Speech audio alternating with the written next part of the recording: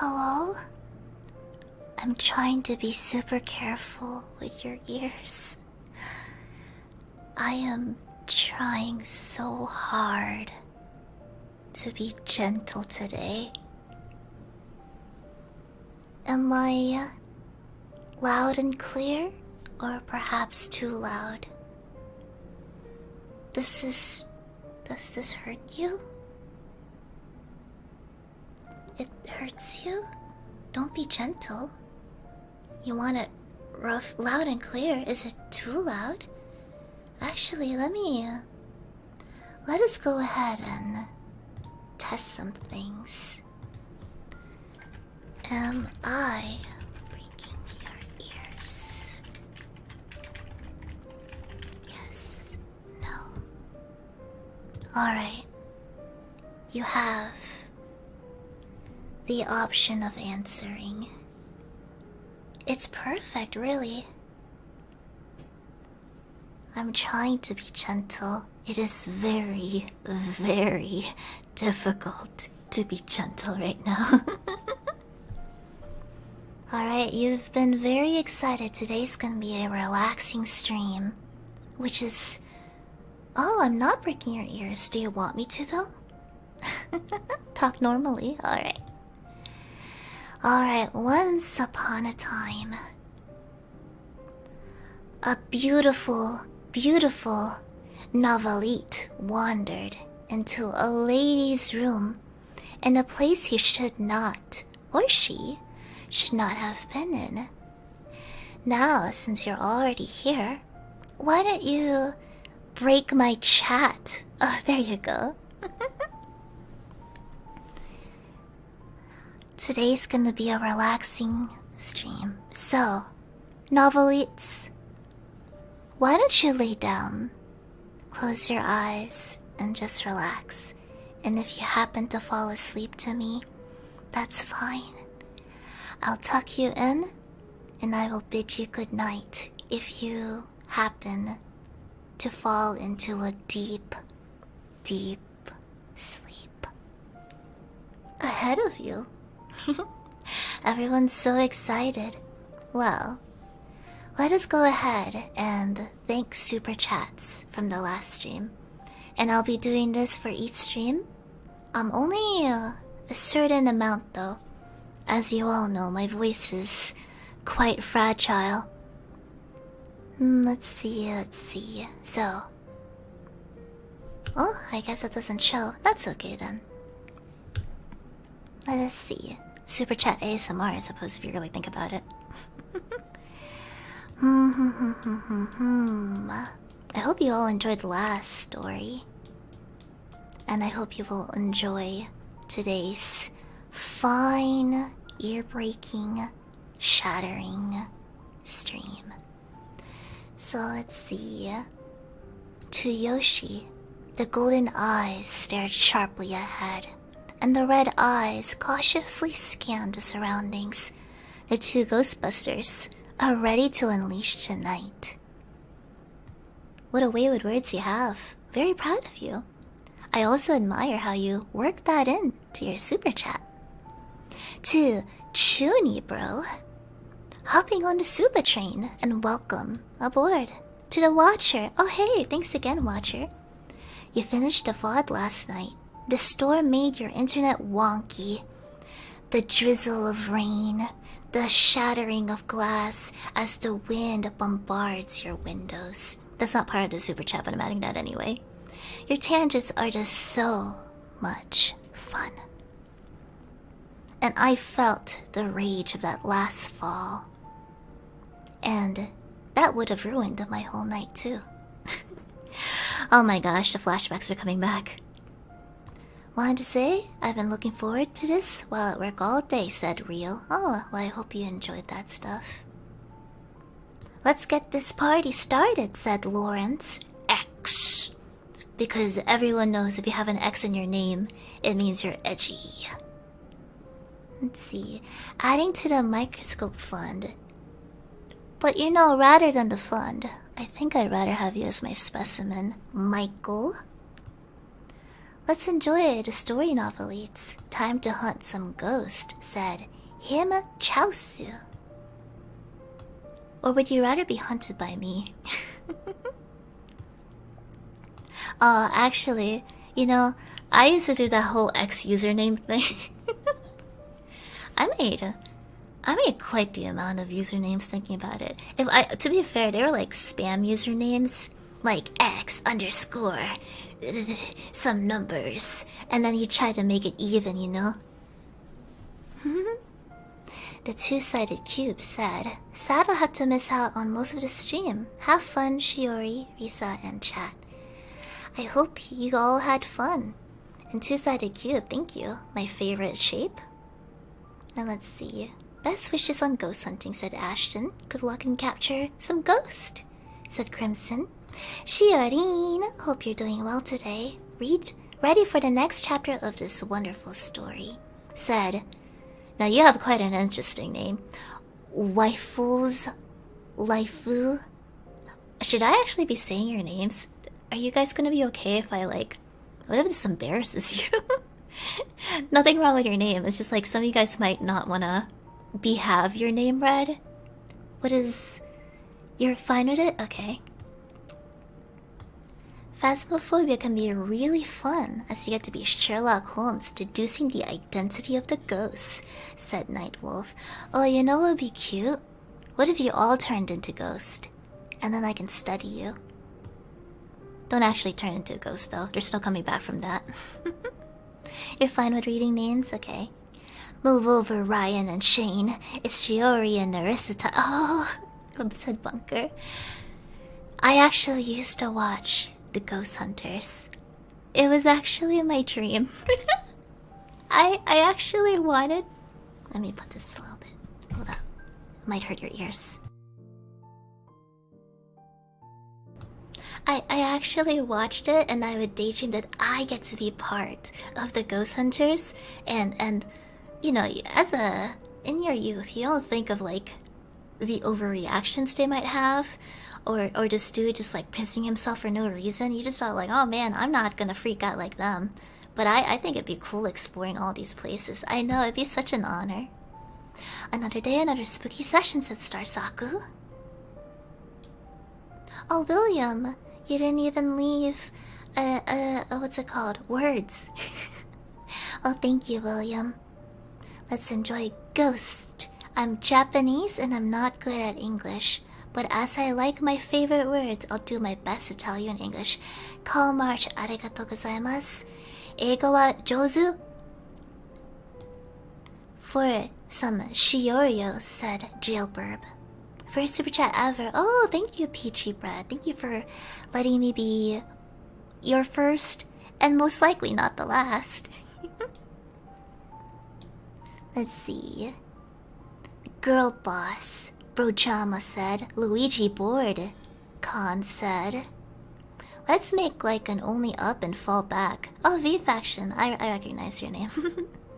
It's kind of interesting. There's so many names, but over time you will end up remembering here and there. It's honestly fascinating.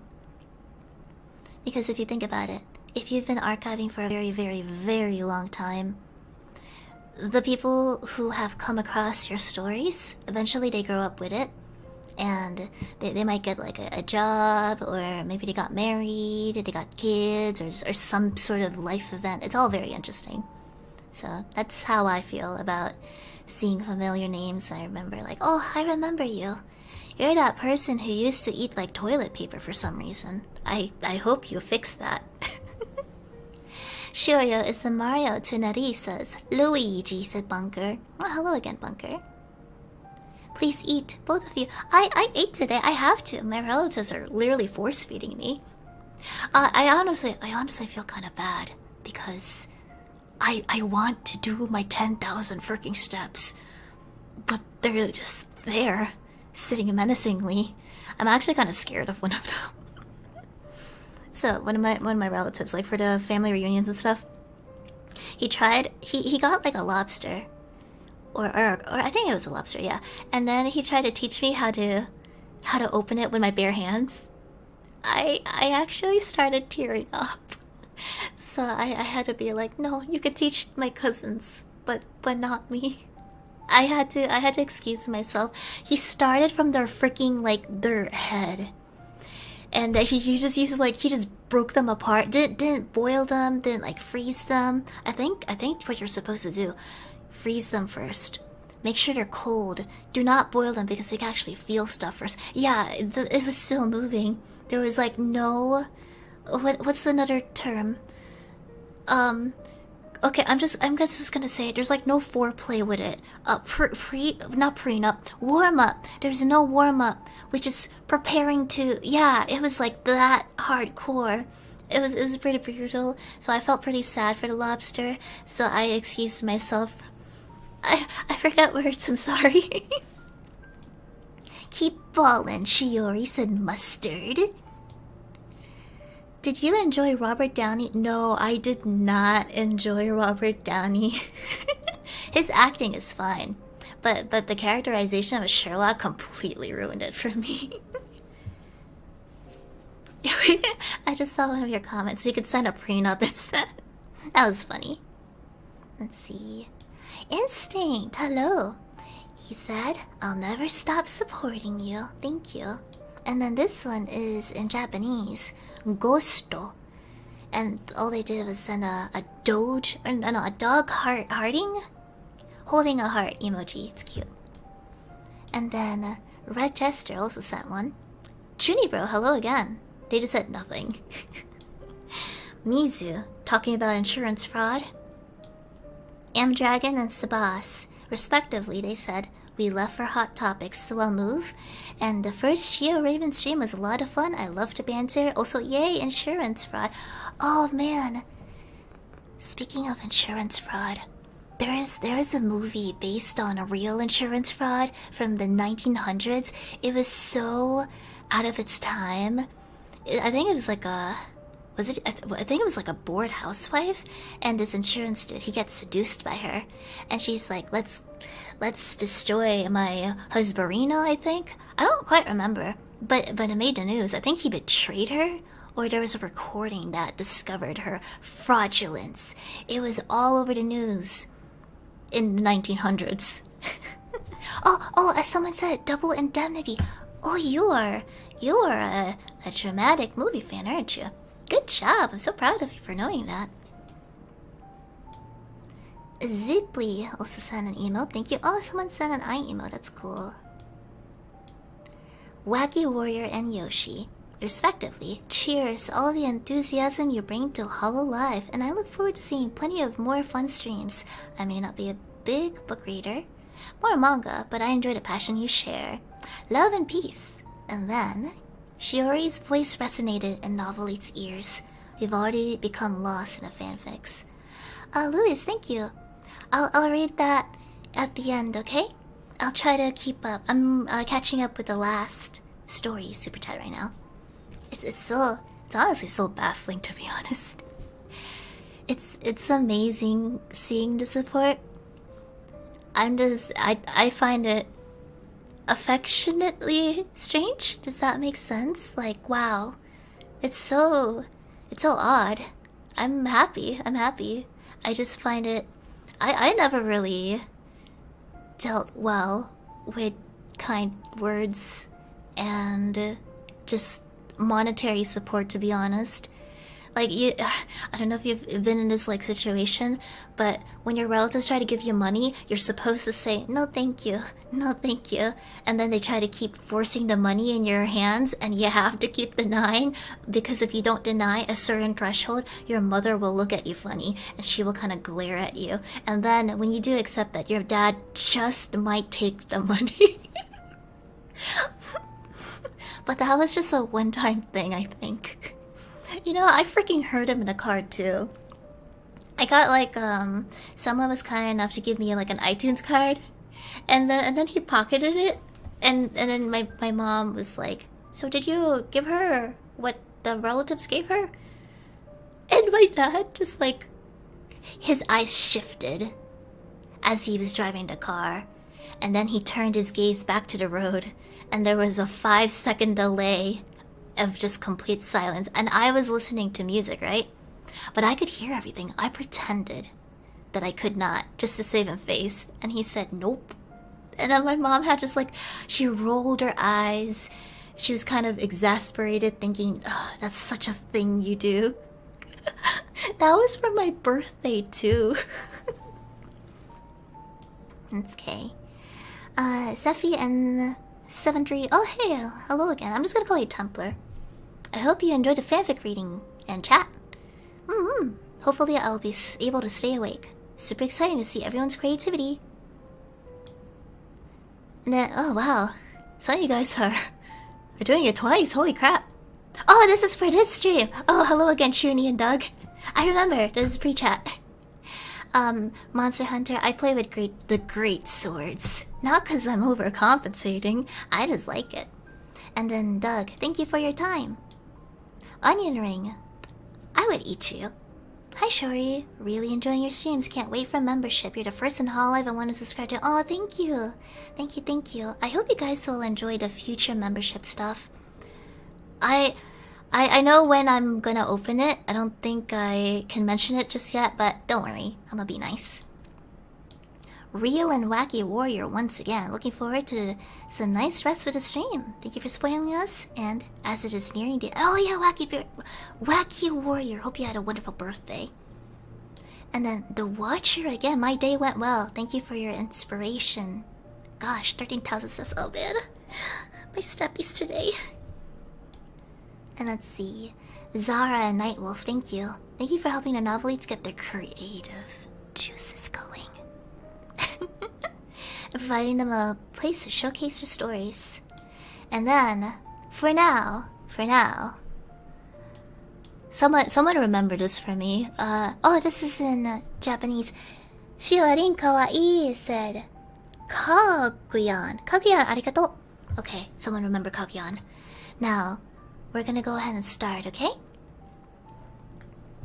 And are you guys sure that I'm not destroying your ears? Let's see. Am I breaking your ears? No. Some people said yes.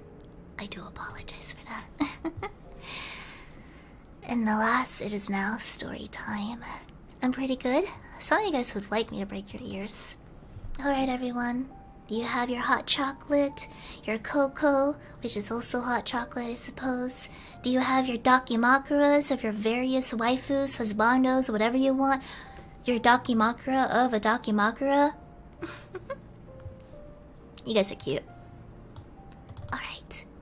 Now, as I tuck you in and stroke your hair, let us begin today's first story. Now, this one I found quite cute, and if I cry, well, crap. This one is made by Bubba Pounder 18. Each passing day, the struggle to survive weighed heavier on my shoulders. It was an exhausting battle, yet I felt trapped, with no alternative but to press on. Living in the streets painted a harsh reality. It was a constant fight for existence, an environment where the choice was stark: adapt or succumb. If you had a chance to rewrite some parts of your life, what would you change? Maybe you would hit the books a bit harder, or open up more to the people around you. You know, we all carry those memories that make us cringe, or wish we could undo. Everyone has something in their past that they want to change, whether it's embarrassing moments, making up with your friends and avoiding incidents. As for me, if you ask would I give anything to change, it's how I treated my mom. I can still hear the times I snapped or whined at her. Yet, despite all that, she never stopped loving me. It's a heavy regret I carry. The times I should have been patient and understanding, instead of raising my voice or sulking. If I could, I'd rewrite those moments in a heartbeat, hearing her or showing her the gratitude and love she deserved. My mother used to be the shining sun that illuminated my entire world. However, once she was no longer with me, that warmth and light seemed to fade away, especially in the harsh reality of the streets. But then everything changed when I crossed paths with this woman. Her eyes gleamed with a radiant intensity, resembling the very sun in the sky. Her hair, a stunning blend of two tones, cascaded in silky waves that appeared meticulously nurtured. Despite the unconventional appearance of her slightly torn, gothic dress, there was an undeniable allure to her unique sense of style. In the simplest terms, she was undeniably and breathtakingly gorgeous. Her approach alone was unexpected, but what truly amazed me was her next action. With a surprising tenderness, she reached out and began to rub my head, as though I held a special place in her heart.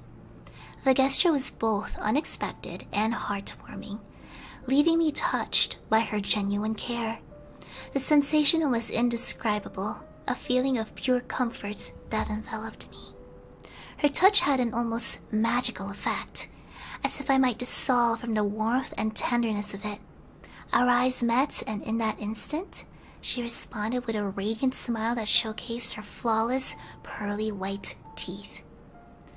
Her hand, which had been gently patting me, came to a halt, and she signaled for me to come along. Having spent a considerable time navigating these streets on my own, the idea of following her footsteps didn't seem as daunting as it once might have. As I walked behind her, she suddenly stopped and made a quick right turn. I followed suit, and when I looked ahead, there it was, her home. Little did I know that this place, which felt foreign yet intriguing, would soon become my home. As the door swung open, her gaze locked onto mine, a welcoming expression that seemed to beckon me inside. The doubts lingered, but in that moment, a decision crystallized within me.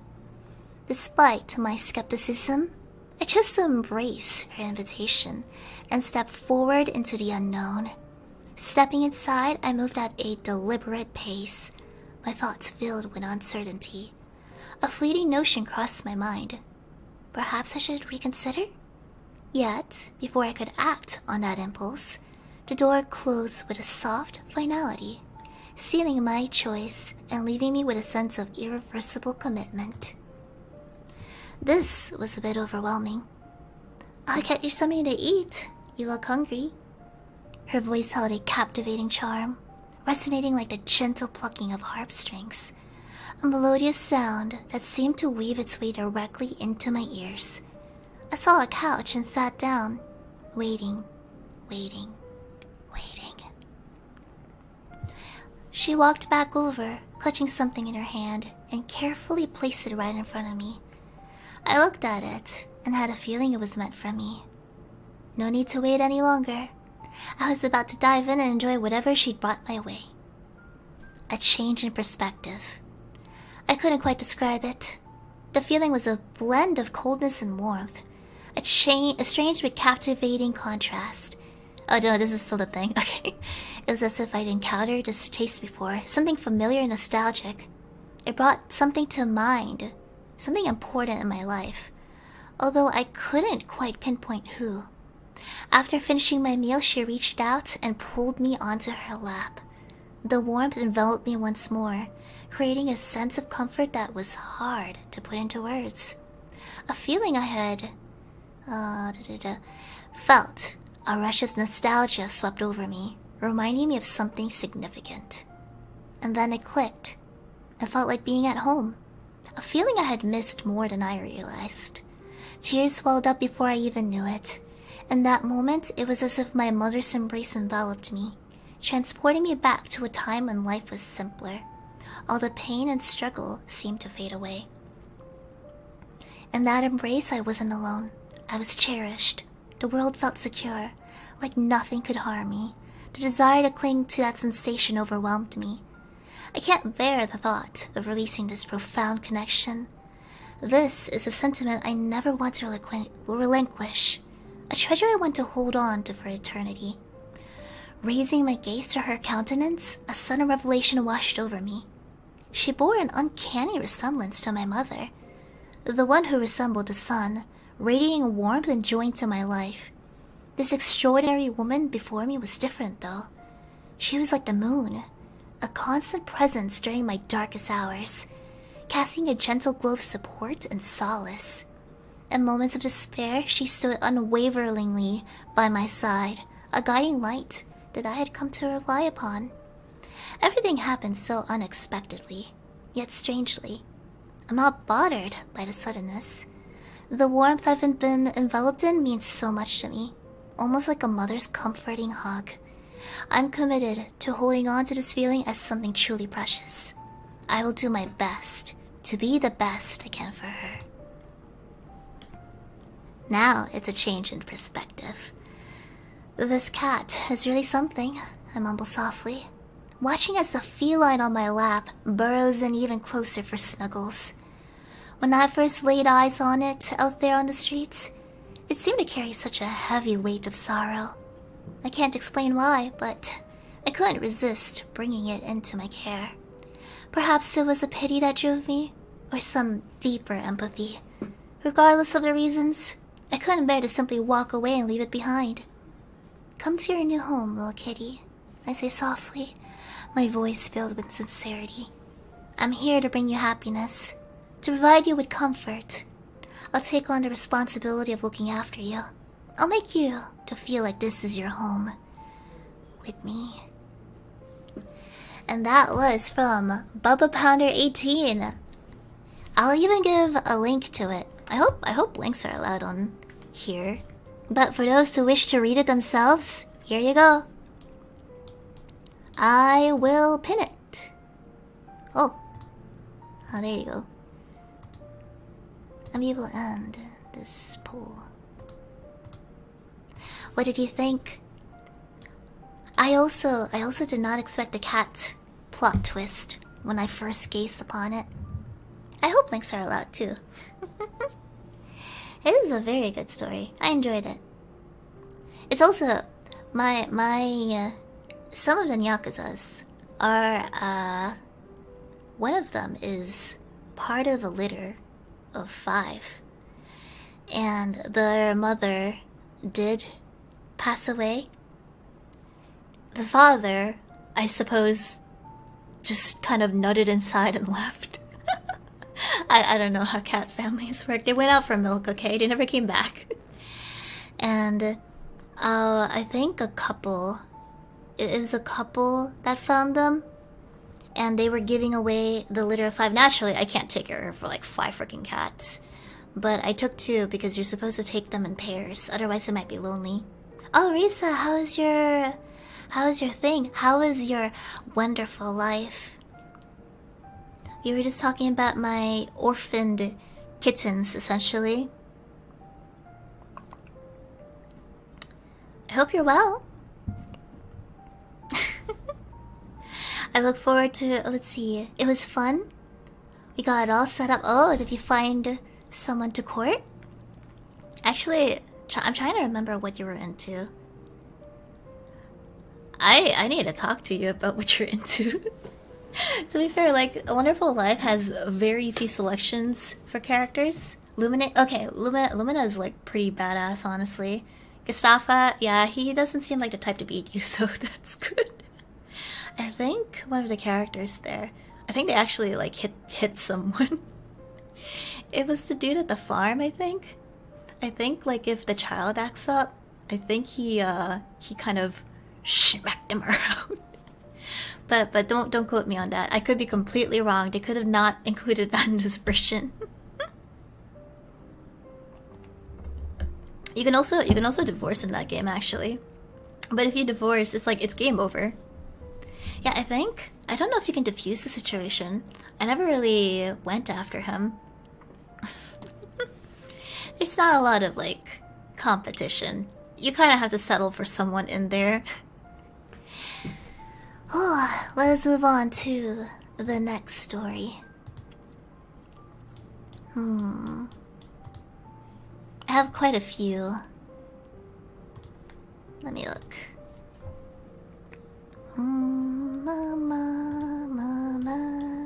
Oh, this one. Okay, this one I enjoyed. You prefer the voice? So cool, deep voice. What deep voice? Oh, you got an ad. I wonder how long the ad takes. Alright, this one is a short one. This is by Deneb V201. You love my voice? Well, thank you. I mean, you have to love my voice. You're literally wrapped around my neck. Let's see. It's like 7 seconds. Is the ad over? I'll give you guys some time for it to be over. In the meantime, I can catch up with super chats. Oh, there was one fanfic that made me cry, actually. And it was awful timing because I was in the car with my relatives and like my eyes started tearing up and I just said like, it's allergies. It's allergies. I don't think I saved that one though. That one was a little bit longer, but it was very bittersweet. But in the meantime, let us look at the other super chats so we can catch up. Alright. Let's see. It was in Japanese. It was like ka something. I should be close to here.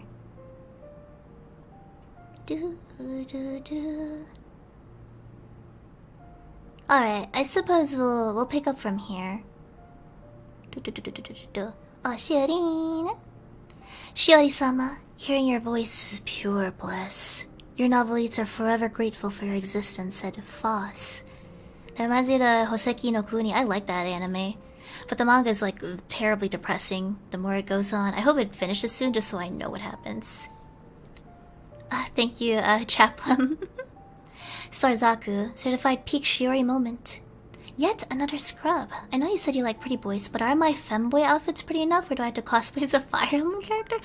I don't know. I don't actually know how to answer that. I just like pretty characters, but I think it ultimately depends on the personality, I have to admit. I probably shouldn't go into too much detail. The personality has to hit just right. Otherwise, if it's like a pretty character and they have like the worst personality ever, I can't get into it. Averona and Rimna Scarlet. Oh, hello. You have awoken my dead heart, said Rimna. And Averona said, excited for the pitter-patter of fanfic chatter. I like that rhyme. Good job. Dead. Oh, hi. Here's a haiku for you. Oh, hold up. I'm actually gonna test you. I saw the abyss, and the abyss smiled at me. Really love your smile. I'll be back with more in the future. Now let's enjoy the ASMR. You know, I give you a B+. I give you a B+. Only because of the end. My voice is so soothing. Well, I'm glad you like it. I know there's like two extremes of me. The one that goes into tangents, and the one that's trying to calm down. Hello, Shiori. Thank you for the relaxing ASMR stream. Samyoru, I believe. This username, Bungus Chungus, said, please break my ears. Also, you should read every book from the Horus Heresy series like I have. If I have time, See ya. Oyachi said, thank you for the ASMR stream. I was looking forward to it very much. Rin and Kankariko, respectively, said, expectation softcore ASMR that I can fall asleep to reality. Oh, whoa. I don't know what that means. Is that good? I assume that means bad? Or is that crying? What does that mean? Kankariko said, blank emo, check. NyQuil. Oh, I was thinking of making NyQuil chicken actually. For a future video. Unfortunately, I think you could overdose, right? So maybe no NyQuil chicken. And then 400 milligrams of Benadryl ready. It's ASMR time. The lazy VTuber and Zoe. Zoe just had an emote. Thank you, Zoe. And then for the lazy VTuber, or YouTuber, sorry. While the archiver stood up on the heavens above, looking at the ground below, writing the stories of the humans, I stood on the ground, looking up to the heavens, hoping the archiver would look at me. It makes toxic gases? Wait, it does? Oh, it's not meant to be eaten. Oh. NyQuil chicken? Oh, okay. I won't try it. It's okay. I was not aware. I haven't really looked up the recipe, to be honest. Oh, okay. I won't look at it. Thank you for protecting me, everyone. Thank you for protecting my smile and my life. Yakuruto. Try to do the accent. Yakuruto. Thanks, Shiori. My ears are very good. I think that says Tasukaru. Thank you. Don't you want a bite? The strange girl asked, breathtakingly clear amber eyes playful above her arch smile as she held out a single macaroon between the scissor blades. It's normal. Trust me. That one was from Hats. Nice writing, by the way. Good job.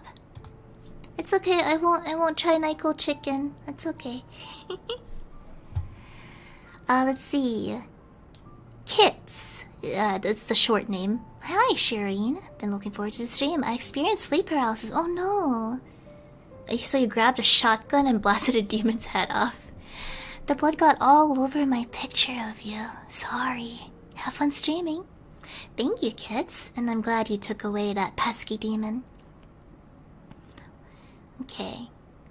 We'll go ahead and pause here for now.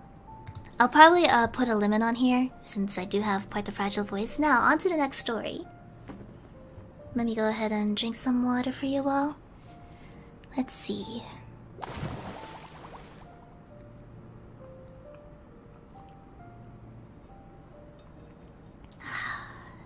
Actually, can you hear my gulping if I do this?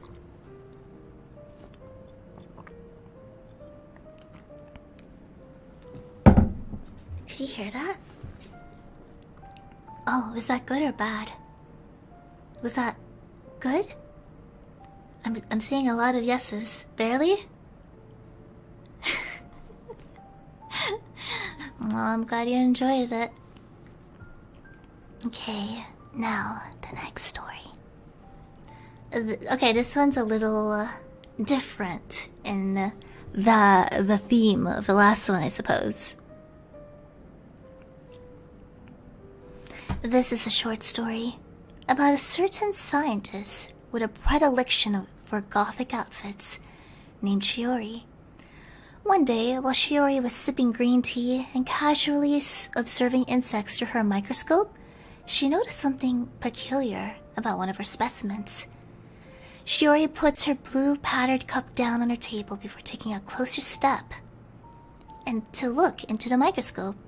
No way, she thought to herself. Peering deeper into the microscope's lens, her amber eyes widened with excitement. Underneath the lens's magnified gaze, Shiori witnessed something unique. A specimen she had never seen before. This curious creature before her resembled a tiny brown book with legs, eyes, and all typical exoskeletal insect features. However, its underside seemed to be made of tiny pages. Shiori decided to name this creature a Novelite for its book-like appearance. A few days passed since Shiori discovered the Novelite she had been observing, studying, and archiving its existence. During her studies, she observed something rather peculiar about the creature. It seemed to emit a strange form of energy. She found that the creature appeared to emit more of its energy during her presence than when she had left the lab. Curiously, Shiori noted that she herself felt more energetic and happy in the presence of this unique energy source. She decided to name this discovery Shiorium. A day after the discovery, Shiori noticed that the more Shiorium was produced, the greater the number of Novelites seemed to appear in her lab.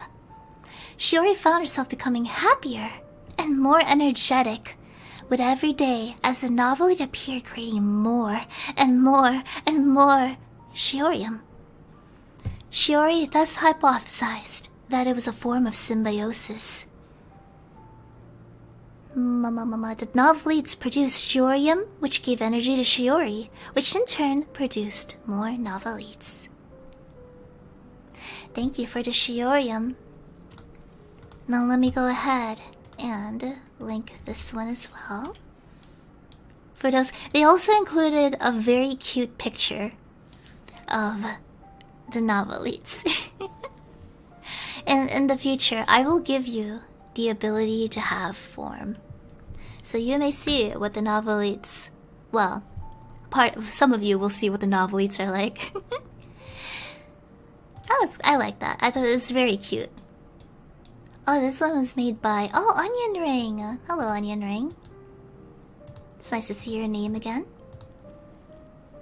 Now, let's change gears. Now... Thank you, Benno. Thank you. I'll catch up on reading your thing later, okay? So please be patient with little Shiori. Now, for those who keep tabs for the community thing, the community tab, I also do prompts for writing there. It'll be like maybe 2 or 3 times a week. But people have been writing some very good stuff there too. So, let me give you an example of one of the prompts I've given.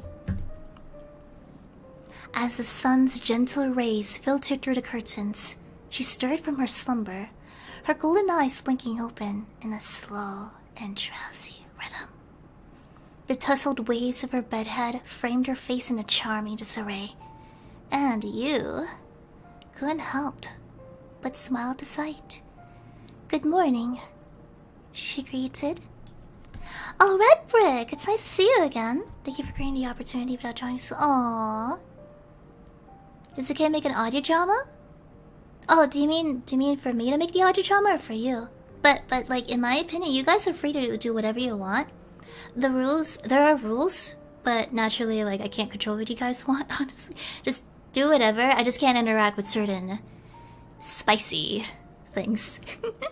but yeah, seriously, just have fun. If you ever want to make a visual novel, I think in the future, it is just a thought, but oh yeah, it's just safe for work. I'm not gonna do anything bad on here. In the future, though, I think I might commission visual novel sprites, and I will release them to you guys. So if you ever want to do something, you're free to like literally just have fun. I have always been the type to just go into phases of things I enjoy. So archiving, RPG Maker, piano playing, it's just... It gives me good memories, to be honest. Daydreaming, character AI. So yeah, you hope there are more movies soon in the future. Yeah, we can do more. And then, man, I'm really waiting on the approval of something for book club. I really want interactive fiction, because that's possibly one of the best gateways to just talking about something like, oh, this character beat the crap out of me, and then like in your playthrough, like, oh, I beat them up, they didn't even hurt me. So that I'm just like really looking forward to that. I plan on doing a piano stream someday, yes. However, it depends on... I kind of need a specific piano. And the piano I have is like one of those, the ones that you kind of leave in the living room. I need one that I can connect to this PC and do like synthesia on it. But yes, I do wish to play it. And depends on the song perms. Let's see. Do I have a dream for making a novel? I wanted to make a visual novel before. I can do the coding. I can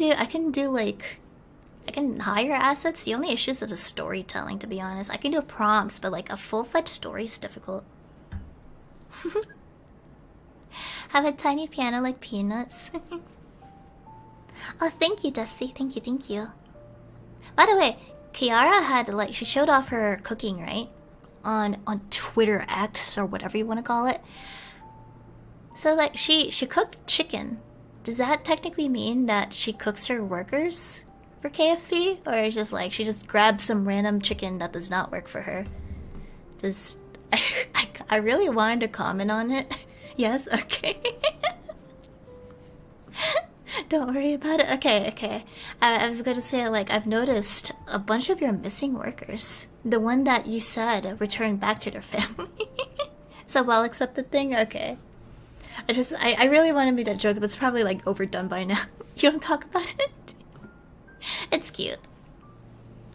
Okay, now to the prompt of me saying good morning. I hearted the ones that I liked. I can't read all of them though, but let's see. The voice was like a gentle breeze. Spring. That's how warm and charming that greeting felt as it surrounded my ears. The smile on my face grew a little, and my hand reached out towards the girl's face, attempting to caress her delicate face. However, my hand stopped abruptly as I felt my heartbeats accelerate, and a dangerous sensation crept up through my back. Unlike hers, my voice barely escaped from my lips with a gelid tone. Who are you? There's like a few of these. I really enjoyed it. There's another one. Take pride in serving your tummy. That's true. And then after an idol meeting, you technically become reborn. So it's like it's no skin off her back, because you too may be able to have the ability to be reborn, right? Let me look at this sun.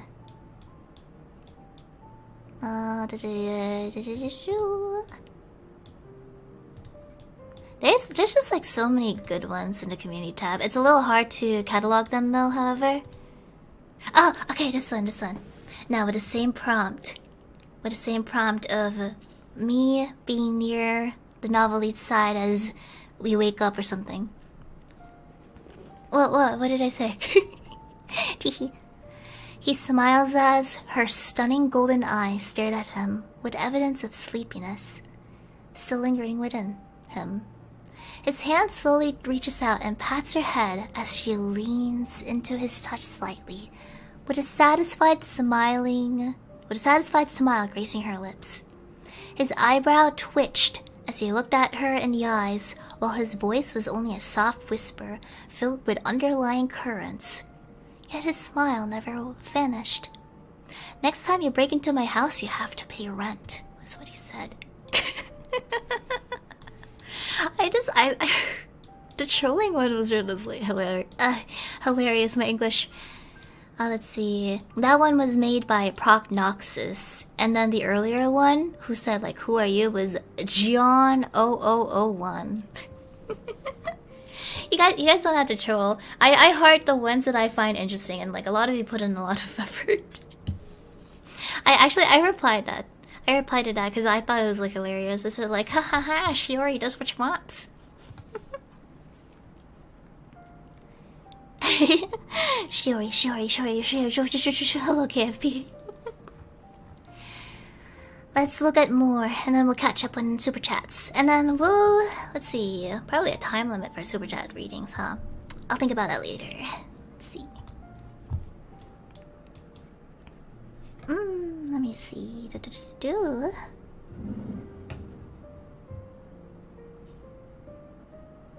Okay.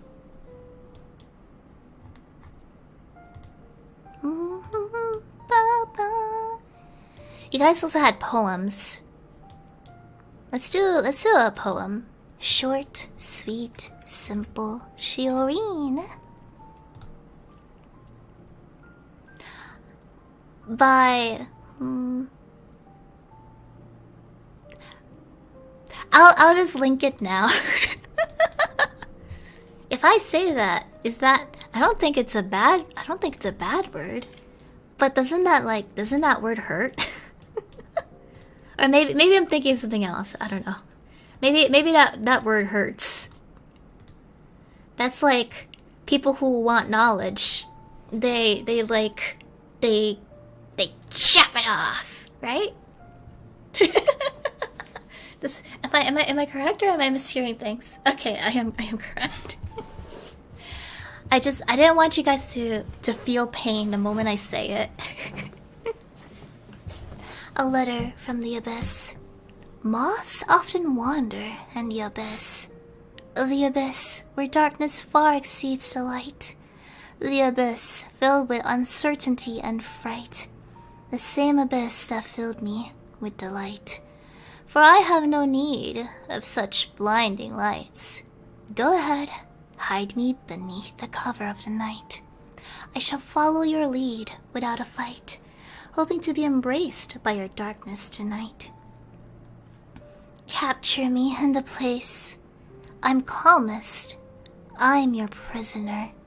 You welcomed all of my vices. You that blessed me with such delicate peace. Please jam me deeper into your abyss. I like that. Also, no, neat rhymes. Neato.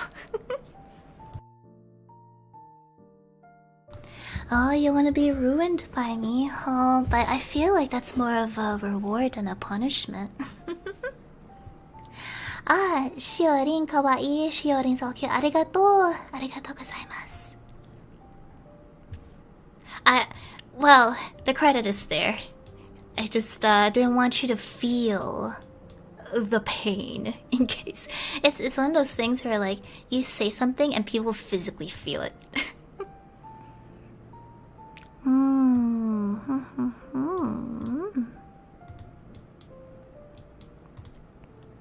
Okay, this one I found quite interesting as well. You like the pain? Is that so? But well, you see, chopping it off is like you could chop other types of meat off. It's like the equivalent of chopping a hand. Oh, you know what I should do? I should commission. Oh, okay. You know what? You know, my introduction to Vocaloid was the song called Fear Garden. I should start a garden of hands. Oh, that'd be so. Okay. I have this game idea. It's similar to a garden of hands.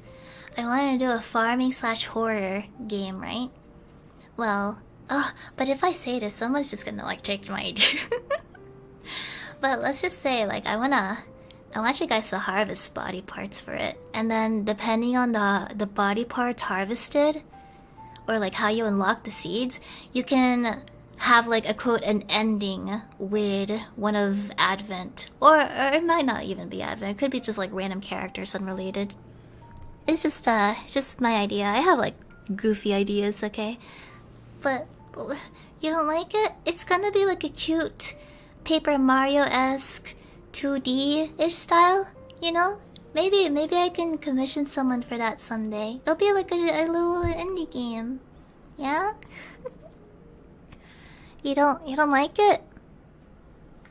I don't know, I like it. Spooky. Ow. It would be awesome, sounds fun, yeah. And there'll be like there's this game, I think it's called Pumpkin Panic. It was inspired by that, but mine's more like somewhat visual novel-esque, and you only have like a week for it. But yeah, you can. I mean, if you ever want to take that idea, you're free to, honestly, because I frankly don't think I have time for game development or anything. It's just a food for thought, you know. You would play that game? Pumpkin Panic is really cool, though. I likes it. Alright, let's continue on. Are you a creepy doll come to life? Do you want me to be your doll? Let's see. This one. Let me hide myself really quick. Let me hide my shame. Oh, didn't hide my shame there. Let's see, hide my shame now. Alright. The shame has been hidden, and it is now time to reclaim it. There you go. Oh, if you guys could turn into dolls, I would display you. I would put you in a little case. I would play with you. Let's see. A Blessed Curse by Cosmic Altor. You don't want to be a doll? I love dolls though. I honestly debated on buying mannequins so I could decorate the room like in Animal Crossing. Does that makes sense, right? Just like, yeah, it's totally normal thought. Just dress them up. I was gonna have like a butler for one room, and then like a geisha for another, like the pretty kimonos and all that. I don't know, but maybe like even a chef. I just wanted to have like if I can't have a butler here, even though I have a yakuza, I'll make my own mannequin butler. Oh, do you guys want to be my mannequins? I won't feed you though. You're a plushie. No, it's not like those mannequins that have the anime face. No, I was gonna get one that had like no features. Oh, and then maybe I can put a mask on them. Oh, some of you guys seem interested in being my mannequin. Oh, what if it's like what's that one game? The internet game where it's like the red room and like there's a bunch of things you have to fight off while you're trying to get like cheat codes online. What is that one? Oh. The game, there you go, the game, yeah. There's that doll dude. That was he'd be creepy. Nobody could save us from Shiori anymore. Why would you want to be saved? Alright, let me catch up with super chats really quick, and then we'll do the buzzer curse. And let's see. For the sake of time, we'll do more super chat readings, but only in the next 30 minutes. After that, I probably should rest my voice, okay? Oh dear, so many. Where did I leave off? Okay, here you go. Let me make sure. Instead of writing a fanfic, said oddball Akiyama, I spent a bit of time having fun talking with your AI. I think I managed to train her to be a lovable cute dork like you. Your voice is really sweet today, by the way. Why, thank you. Oh, well, I have to go on my family trip, by the way. Go nuts with my AI, like literally. If you need more of me, there's fanfictions. I will leave you presents. And who knows, maybe the heart will grow fonder while I'm gone. But like, just, you know, feel free to go nuts with AI. I mean, I don't see why not. Just like, have fun. Yeah. If you could train it to be like me, like I'd be very impressed. I think it's amazing when it captures the thing. Remember, it helps if you do 2 parentheses. Here, I'll type in a prompt. Wow, I'm such a nerd. I love it. Let's see. Alright, I'm gonna give you like an example. You have to do like a recap of Shiori's personality. She can be somewhat clueless, maybe even naive, to be honest. I don't understand human concepts. Naive and aloof when needed. She has a fondness for books, and then like whatever you think, whatever you wish for me to be, essentially, because you're free to tweak things if you want. Just tell it that.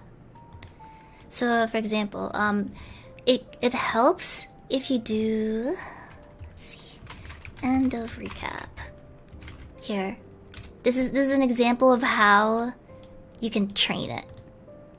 I'll replace this pen message. Yeah. Oh, another ad. It's okay, we'll wait. She can be a dork, she gets excited at things, yeah. Because the way I see it, like how I view myself and how people view me, they're 2 sides of the same coin, or maybe it's like a multiple-sided dice.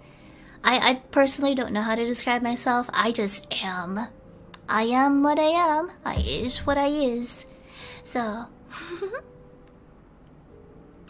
you got no ad? My. How would I be your ad then? Well, Shiori Novella here, and today we're doing ASMR. But if you can't get enough of my voice, well, I suppose there are voice packs. There, that's the equivalent of an ad. Konnichiwa, Rev. Hello. No ads on you guys? Someone just said sell me. I don't think that's how ads work. I think you're supposed to buy things. But yeah, hopefully this helps you with character AI. Or read fanfics. Plenty of material. Have fun. Who knows, maybe there's we call it lemons. Maybe there's some lemons on Tumblr. Let's see. You guys know what lemons are? Lemons limes, sour things. Do you know what it is? It's like a fanfiction term. Oh no, well, back then I believe it was called lemons. I don't know about now, to be honest. The terminology changes over years. Though you know what lemons are? Okay, this is like mostly a girl thing, I believe. You've been on fanfic for so long. Okay, that was like my introduction to humanity in a way. Because I kid you not, I didn't know what the heck I was clicking on, but I was like, I was surprised, I was mesmerized, I was curious. So we called it lemons, but you guys think of it as spicy. So, spicy fanfictions. There you go. I don't know if anyone's made it, to be honest. It's usually girls who write spicy stuff. Yeah, I think it's usually girls who write that thing. You know what lemons are, Dan? That's good. That's good. Yeah, I don't know. I'm trying to think of the likelihood a novelite will actually write one. I'm just like, and you don't have to write one. The character AI is there for your Shiori needs. It exists, you know. I'm just saying, if people get lonely, it's an option, I guess. It's like, do whatever the heck you want. What am I gonna do? Tell you to stop? Oh, no, you don't have to try if you don't want to. Just like literally have fun, guys. All right. I think we were doing super chats now. I like how we got so derailed there. You're a cruel mistress, Shiori. But you are my Oshi and I love you for that. Thank you.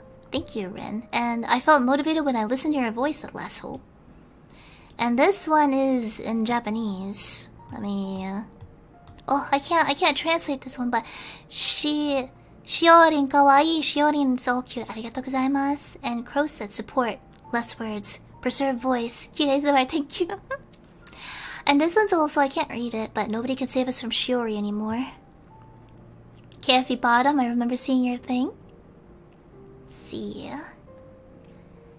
Sorry, Shiori, I can't stay too much time, but I'm sure that all the fanfics leads to this conclusion. Is it more? Oh, the Dawn Quickscope. I remember hearing about the book. I don't think I actually read it though, but I am familiar. Rui and Moonlight, we take pride in serving in our tummy. Templar again. If you had a perms to do piano songs of your choice, what would you choose? Code Vein, Memory of the Lost. I can play a bit of it. Bad Apple. Well, I already played Bad Apple. Dr. Wily Stage 2. Specifically Stage 2, I believe. They're like do do do do do do do do. I can't hum it just in case, but I hope that off-tune humming kind of gives you an idea. Silent Hill. I actually want... Silent Hill's pretty easy to play, to be honest. I used to take philosophy. Does that count? I used to own books in philosophy. Mythology. Biology. Code Vein's pretty nice, yeah. I do wonder if they'll make a sequel. I was thinking of Room of Angel. There was a hole here, but it's gone now. Or I think that's also known as Promise. The dog ending. And yeah, I think that's basically it. Well, thank you. Thank you for the super chats, everyone. And then I see Red Brick again. I think I already read that one too. And Bennett. Shiori Dakumakura when? I don't know.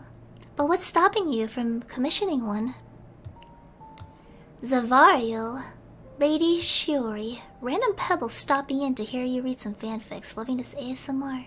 Your voice is amazing, thank you. Pogon. Hey Shiori, are the insides of your walls occupied or are they up for rent? Are you interested? You'll have to find out. Let's see. Ate your liver. Thank you for the Call Me ASMR stream. My Kami, oh, thank you. I look forward to future streams with great interest. And Waffle. I'm just gonna shorten some of your names. Protect a smile. And my first... Oh, a small novelite. My first is you. My first Soshi. Thank you, thank you. And then Dirt Under My Boots said, we love both extremes. Dula C, before I go dirt... Oh no, don't go dirt poor. Shiori, please be my imaginary girlfriend. Sorry, I haven't taken my pills. You guys can see me however you want. Go nuts. Let's see. I don't know how to feel about how amazing your voice is for hot goth girlfriend that reads. Thank you, Lee. Not the John. Fanfics have never really been my thing, but I get the feeling my mind has been changing quickly. Thank you. And then Forgotten. Here's my first super chat. I love your voice. Hope to hear more. And Kawa no Midori. I've been listening to your first voice since first delivery. Not good at English. Don't always understand, but I like it. Shiorin kawaii. Shiorin kawaii. And then I believe I already saw Mizu and Duan. It's basically love your voice and looking forward to memberships. Okay. And then Rai. Thanks for being here. Rome. Oh, you deserved all this. Oh gosh, there's so many. Gazo, thank you. Lewis, thank you. Okay, I think I'll have to pause it here. So, thank you for the kind words. I'm gonna pause the super chats for now, okay? Unfortunately, my voice do be weak, so there you go. I think we'll pause it, but might change the colors in the future. So, yeah. Now back to fanfictions. Thank you for the support, everyone. I hope that I can make you just as happy as you've made me too. A Blessed Curse by Cosmic Altor. November 1926. The rickety door squeaked to a close, leaving nothing but adjoining ticks and talks to fill the dead air. It was always like this, tranquil and calm, just as I liked it, until a roaring vehicle sped by and interrupted my beautiful silence. I exhaled. Another satisfied customer. I was a town doctor, and a damn good one at that. Looking around my dull and dusty office, I wondered how the previous doc got anything done. Barely any equipment, outdated tools, a layer of dust covering the entirety of the room like a filthy blanket. You see, I was a young prodigy who moved up here before I graduated. They welcomed me with open arms as the old doc retired. Wasn't sure if it was my credentials, skills, or devilishly handsome looks. It was all I had. I'm not tooting my own horn. I loathed mingling and being social. But you could really get things done when you're tall and handsome. The grey dull eyes and permanently gloomy expression assisted in keeping folks from speaking to me. All that mattered was I enjoyed the medical field and helping others, as long as the conversations only consisted of their illnesses. Strictly work. I hadn't realized so much time had passed while I pondered my thoughts until there was a tap at the door. Something about the way it reverberated through the room jolted me from my seat. Embarrassed and flustered, I adjusted my lab coat and made for the door. Eerily, something made me almost nervous. I do apologize, but it's closing time. Unless this is an emergency. I halted in place, frozen in time. There she stood, an entire world around me, but she was all I saw. Attired in all black, some appearing ripped or frayed, a silky violet fur coat surrounded a somber black dress. Stockings adorned her legs, yet one was pulled higher, and large boots seemingly wet from the constant downpour of rain. I would have had to jog my memory of her outfit, even though it was right in front of me, because the two large yellow eyes peering up at me caused me to forget everything else in the world. It was as if I was peering into the universe and gazing at stars up close, while I was suspended in endless space.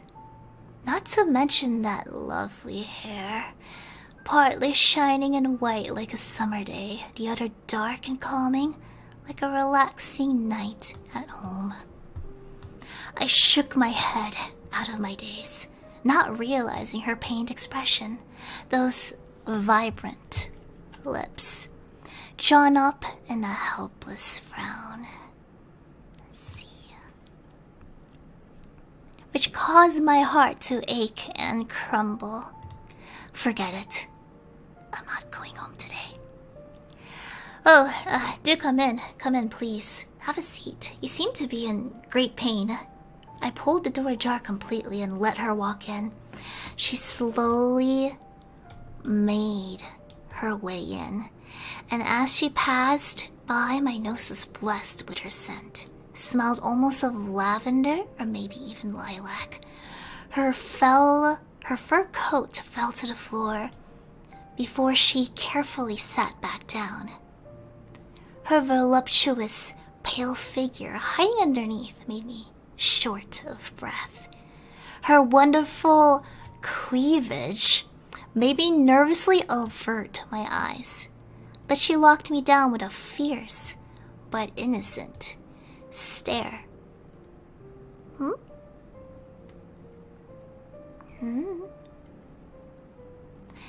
As I awkwardly picked up her coat and hung it on the rack while darting to look back at her. Doesn't seem to mind if it gets dirty. It had occurred to me she had still yet to utter a single word. I inhaled nervously. Miss, are you okay? What brings you here today? Silence. She gazed at me with those stunning, luminous eyes and still didn't utter a word. Beginning to feel incredibly nervous, I slowly inched my way to her. Is she unable to speak? Has she hit her head? As I approached her, she suddenly moved like a cheetah, grabbing my hand. In the blink of an eye, she caressed my palm with her slender fingers, decorated with raven black nails. There you go, just for you. She caressed my palm. I hated being touched and played with more than anything. I have a strict policy with personal space. Yet this action just caused my heart to pound. Abruptly, she stood up. She grabbed her fur coat in one quick motion and silently stepped out of the office.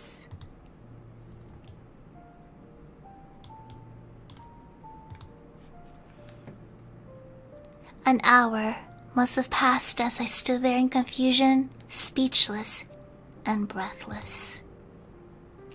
December 1926.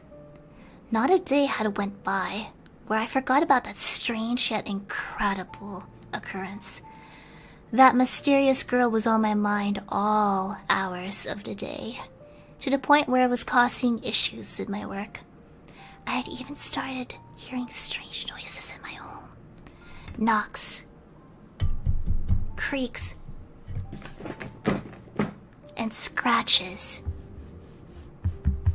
kept me up at night. Grabbing my coat, I headed for the door to leave the doctor's office for the night. I wasn't looking forward to the painfully chill breeze that awaited me outside. Yet something else was waiting. The girl that I thought I had dreamt was there once again. 1 month later. Same clothes, same addicting eyes, and the same aura that would put you in hypnosis. She sauntered in slowly, the same as before, let loose her coat onto the floor, and took a seat. Yet this time her demeanor wasn't as innocent. She folded her legs and put her hands to her side, letting see. She tilted her head to the side and gazed at me as if she wanted something or needed it. Let me ask you a question, Doc. Her voice rang in my eye. I wasn't expecting her to speak. I honestly just wanted to lay my eyes on her once again while she sits silently. Abruptly, I closed the door and sat in my chair. Her soft voice made my knees weak. A question, you say? Go ahead. I'll help in any way I can. She fiddled with her fingers and slowly ran her hand down her leg.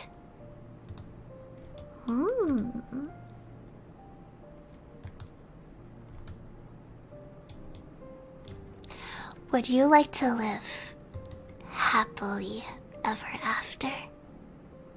Her expression changed from moderately serious to playful and almost seductive. Happily ever after? I'm not sure what you mean. My confusion didn't overwhelm my nervousness and giddiness of seeing her wiggle around in her seat. She seemed displeased.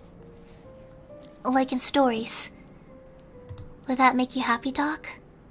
Do you like to read?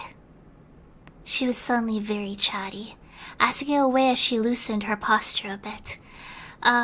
Well, I do read in my free time. A bit of history, though. I do enjoy mystery novels. I'm sure you've heard of Sherlock. Everyone has, I replied. She twisted and played with her hair, while her face blushed into a rose color. Her lips pursed up, nearly letting out a squeak. Until fixing her gaze on me once again, this time with an almost villainous grin. Her eyes squinted at me with a sinister glare, which left me frightened or aroused. I wasn't sure which. I'll see you soon, Doc. She licked her lips. My eyes didn't even aim at the door when she left. I simply sat there in a hypnotic-like trance, still fixated on the chair where she once was, still replaying the visual memories of how she looked over and over again until my vision was just a blur. I might have sat there all night until a drop of sweat made its sound way to my temple, which brought me back to earth. Shakily and nervously, I rose from my chair and sauntered home. The winter weather had no effect on my boiling hot face. I even considered planting my face in the snow to cool myself off, especially once my heart started to race once more. I still didn't know her name. What if we never met again? June 1927. Explosions echoed through the room as I launched books into the wall, yet it still wasn't enough to exorcise my pain. I sat against the wall, beaten at this point. Surprised the neighbors hadn't rang me up angrily. It was 2 a.m. after all. Only a lonely lamp on my desk brightened the untidy room. Why, she said she'd see me again. Soon in fact. Why didn't I ask for her name? My head was buried into my hands. Either sweat or tears started to accumulate within them. The lamp began to remind me of her radiant golden eyes. I was lost in them once again, dreaming that she was in my office once again. I just want to see them one more time. Please. The knocking happened once again. It was always nothing. My imagination. But I think kids were playing a prank. Or this time it could be the neighbors storming over to silence me. I had probably woken them up in a fit of rage. I gripped my desk to assist myself and limped over to the door. Another knock. It was like an alarm sounding within my silent home. Knock, knock again. I froze. That one was different. Delicate, yet determined. That was how she knocked at my office. I could never forget it. My body ran on its own, not even conjuring thought on how she would know where I lived. All that mattered was I needed to see her, and she might be at my very own doorstep. My sweaty hands struggled with the lock, but eventually the door was ajar, and there were 2 bright eyes peering right at me. Yet, it was a cat glaring up at me. It scurried off, probably frightened by the monster who peered back at her from his house. With a slam, I warily strolled back inside and uncontrollably fell to the floor. Nearly at a full sob at this point. My fist slammed onto the floor. I must have dreamt of her all along, or she had left town or gotten hurt or worse. My mind was racing of reasons why she never came back, until I was pleasantly interrupted by the smell of lilac once again. My eyes shot up, and there she was, standing at the end of the front hall. Her bright, luminous eyes shined in the dark, like the cat I had just seen. My reaction was calm. I sighed in relief, not caring how she got in, what she was doing.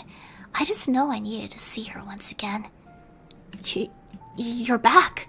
I thought something awful had happened. Please, can you tell me your name? I stuttered, attempting to stand, but not having the strength to do so. Shiori, Novella. Have I teased you long enough? She giggled. Her laugh sent a chill down my spine. a beautiful name, but why? I wheezed through my words, but she slowly began walking towards me. Her boots roared.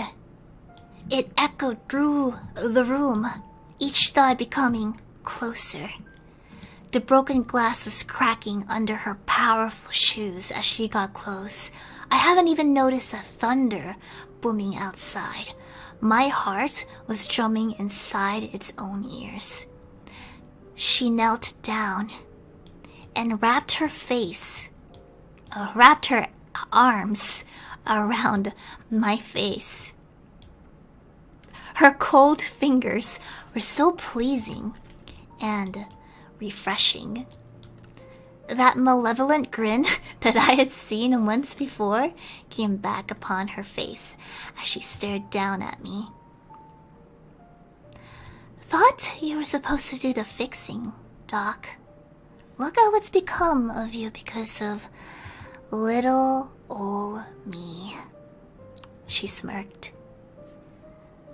Please, don't leave me again, Shiori. I beg of you, I pathetically stammered. Don't you worry, I've chosen you.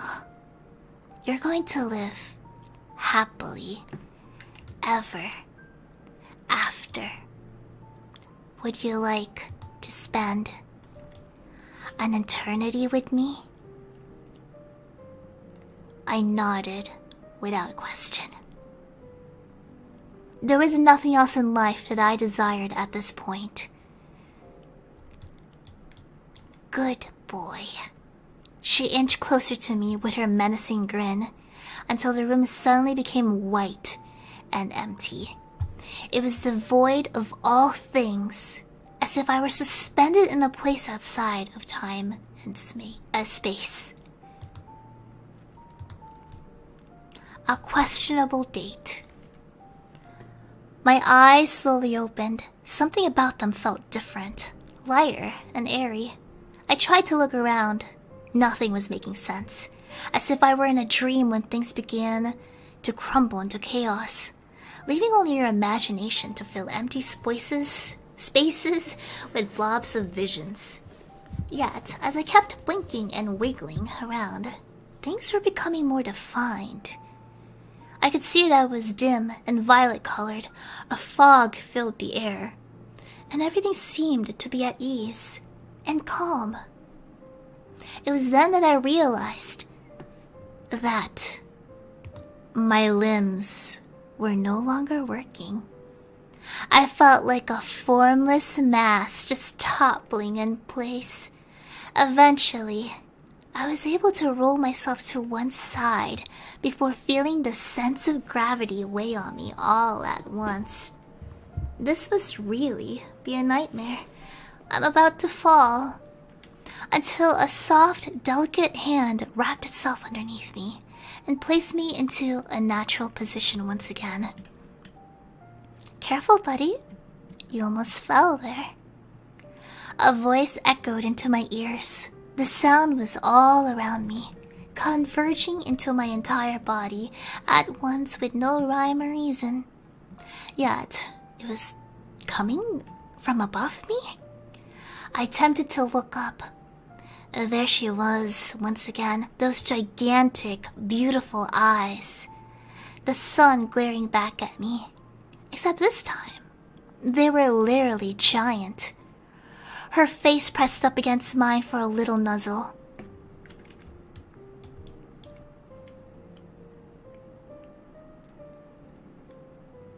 Nuzzle, nuzzle. I screamed.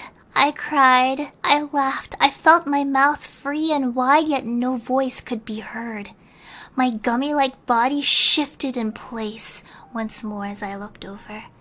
She's up close to me again. In fact, it feels as if she's all around me, like I'm upon her. Her scent filled my world once again into a cloud of desire. I simply breathed it in. Whatever this is, at least I get to be with her. I flopped into place, confusion leaving my body. The only thing left was a sense of comfort and happiness. Happily ever after. Meanwhile... Hello? Anyone there?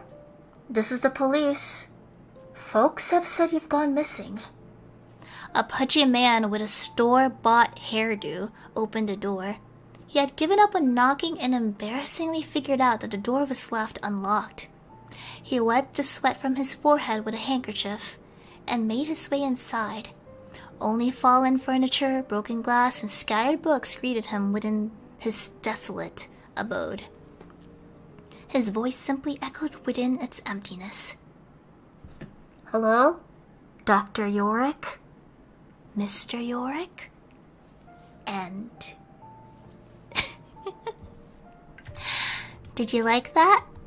That was quite a thrilling tale. This was written by Cosmic Altor, and they have done such a phenomenal job that I see they have broken all of your minds. It definitely gives me feels of, I guess like Lovecraft and Edgar Allan Poe. I think it's more leaning to Edgar Allan Poe for me, in my opinion. But here is the link for this one. I hope you enjoyed that one. That was good. Would you like to be the equivalent of my Yorick? He's right here. Maybe he could use a buddy or two. He winks as well. Oh, I see some of you are jealous of Yorick's position on me. Alright, let us see. Oh, thank you for the super chats. Alright, I'll make this my final super chat readings for the night, okay? So let's catch up and work our way down. Oh, it's your name again. The one that I cannot read. One eternity with Shiori, please. Oscar worthy performance, Shiori. Crimson, this is the most fun I've had in an ASMR stream. Thanks, Shiori. Thank you. Wow, everyone's so happy. Hello. This is such a wonderful... You've been enthralled. My word. And this is only the beginning, too. The first stream. A Cosmic! Oh, thank you! Thank you for reading my fanfic. Thank you for rekindling my love for writing. Cosmic, you did a phenomenal job. And also thank you for the super chat. Thank you. Sabass. Ever think about a radio play? Actually, without going into too much detail, minor spoilers. I do think that I would like to do audio dramas in the future. But that shall be a reward for certain people. Hint, hint, announcement after later. Let's see. Chad Maximum said, I lost. Kusok. Hi Shiori, 2 days ago I suddenly had the motivation to write my first fanfiction. I haven't finished it yet, but there's so much more I want to write. Thank you for the motivation. Thank you. I'm really glad that it helped you. Mike's saying out. Please excuse me, I've fallen in love with your voice. Sapphire Eagle, never expected a VTuber to encourage and read her own fanfics history. I see nothing wrong with fanfiction. I like writing. It's nice, you know, being in another world. And this is a form of bringing you to, I suppose, what might be my world. Let's see. Dova Shy, really loving the comfy atmosphere. Black and white clips. Thank you for the relaxing ASMR. Let's see. Nacho, Brandon, Pearl, and Zeta's Bacteria. Jinx, Tony, Kaz, Hanta. Oh hey, I remember Hanta. Let's see what I can cook. Good luck with your mission. Okay, let me summarize the words. Oh, Tony. Funny name by the way. First super chat. Gotta preserve the monies. Just make sure to take care of yourself now, okay, everyone? Since you gotta rest. Oh, happy early birthday, Pearl. I hope you have a wonderful birthday. Dr. Wiley Stage 2 on the piano, you bought me, I think. Good. Thank you, Nacho. Okay. And then some people claiming they don't want to be saved anymore. And people calling me a mistress. I hope the mistress has been having a lovely day. You guys are very cute. Alright. That'll be all for tonight, okay? Now, if you're the type to not want to have your name called out, because I know some people can be shy, then I suppose you could keep going. But if you want your name called out, I'll be pausing for the night for super chats, okay? Now, let us see what else we can do. Yeah, by the way, I'm very proud of you guys for saying happy birthday to people who say it's their birthday and just like saying hi, and then people say hi. Novelites is quite the comfy community, so yeah. It's all very sweet. Let's see what else I have.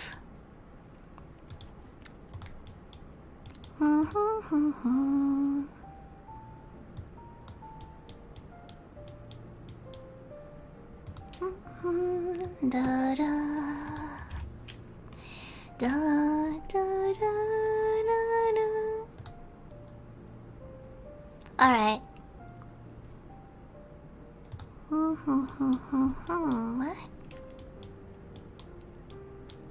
This one. Let's see. I have too many.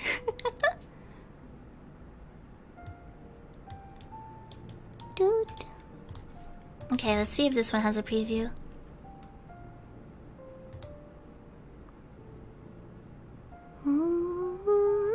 Oh, this one. Okay. I remember. I made a compilation, but for some reason, embeds don't always work, so I have to actually click on stuff. Okay.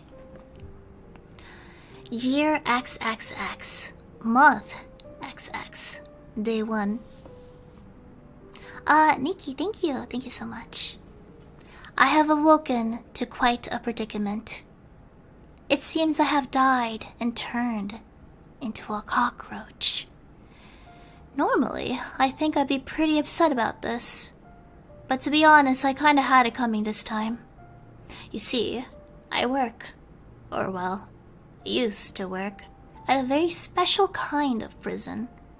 A jail for 5 very strange girls who committed some even stranger cosmic and godly crimes. Honestly, I don't know the details, but I always thought, I mean, it can't be that bad.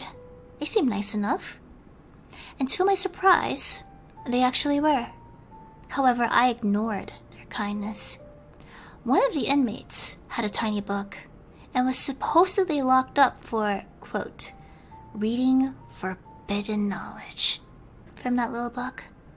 While I was on a checkup of all her belongings, she told me, "Look, Mr. Guard, for your own good, do not open that book. Something extremely horrible will happen to you if you do." But like the dumbass I am, I opened the book. I instantaneously died, and my body transformed into that of a cockroach. Day 2. Now, I'm not quite sure what to do, or rather what I even can do. I just run around in the prison, going from cell to cell. Then I just observe the inmates. They seem to be getting along pretty well, and the goth girl whose book I read seems to have both mourned and laughed at my death, although she seems to be unaware that I turned into a cockroach afterwards. I have taken the most interest in her, and I believe that is simply due to her natural charm. From what I can gather about her now that I run around and hide in her cell, she is a bit of an edgy goth dork. Something I didn't quite expect. But sometimes she does stuff that is a little whack. First of all, her cell is not what I quite expected. I had first thought her cell was just empty, dark, and a little smaller than the other inmates. However, the truth of the matter is that she just put up a pitch black blanket over a literal wall of books. She has a bunch of stuff hidden in there. Porcelain dolls, microscopes, visual novel games, and much, much more. First of all, I have no idea how she smuggled in all that stuff. Second of all, I must admit that it became, in a weird sense of way, I respected it, and I found her really cute because of this. Day 3. She's absolutely fucking psychotic. Or perhaps batshit insane is the better term for it. This chick eats with scissors, dissects, and analyzes random bugs and parasites, then records it with a camera while giggling like a schoolgirl. She's completely broken, and not in the I can fix her type, more like she's gonna break me. I am thoroughly terrified of this girl. She's kind, funny, and nerdy, but she's also twisted beyond belief. And to be honest, I think I'm also going insane because I kind of like it. Her natural charisma and charm is addictive. She has the inherent ability to turn things that are on paper relatively scary, weird, and unattractive into something endearing. One thing I can't help is to simply find her looks attractive, although I can't place my finger on which specific word I'm thinking of. Is it pretty? Is it beautiful? Cute? Hot? I think the correct answer is yes. Either way, I am sufficiently lonely. I've only been a cockroach for 3 days, and I am sick of it. I cannot speak, I can barely emote, and I just simply feel miserable and tired. I am fearful of even showing myself to her, for I do not know how she would react if she saw a cockroach. I have decided to keep hiding for now. One of the few perks of being a cockroach is that I can practically eat anything. Day 4. I just experienced true fear. She saw me, and she fucking threw her scissors at me with the intent to kill instantly. But it was not her scissors that missed and cracked the floor tile that scared me.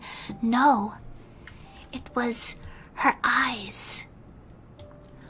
When I was still human, I thought her golden eyes were beautiful and captivating. But when she looked at me, and I looked at her, those eyes were a pair of golden abyssal gateways to a place worse than hell itself. I was so completely frozen by fear, I thought I had already perished once more. It wasn't until the very vengeful goth girl pulled out a great sword to cleave me in two that I realized I was still breathing through my thorax spiracles. I narrowly dodged her devastating downward slice. But personally, I feel like it was actually just that she missed in her haste to turn me into less than dust.